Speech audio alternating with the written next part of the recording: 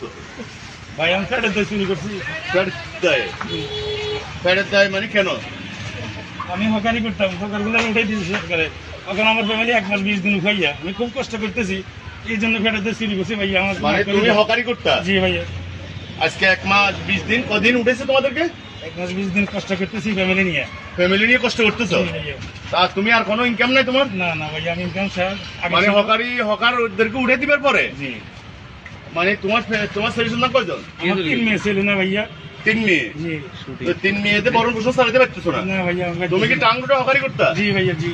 তো টাঙ্গুটা হকারি করতা, তোমাদেরকে পড়াশোনা উঠে দিচ্ছে, জি। তো তার জন্য তুমি চুরি করবা? জি। না ভাইয়া, ফ্যাটের দই করছি ভাইয়া। মানে ছেলে মেয়েদের মুখের দিকে নি ভাইয়া। খানা দিতে পারতেছো না? না ভাইয়া।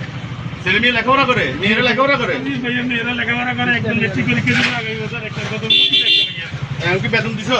না ভাইয়া, দিতে পারিনি। তো তুমি এই মানে ছেলে মেয়েদের ফ্যাটের দায়ে তুমি চুরি করতেছো, এটাই তো? জি জি ভাইয়া।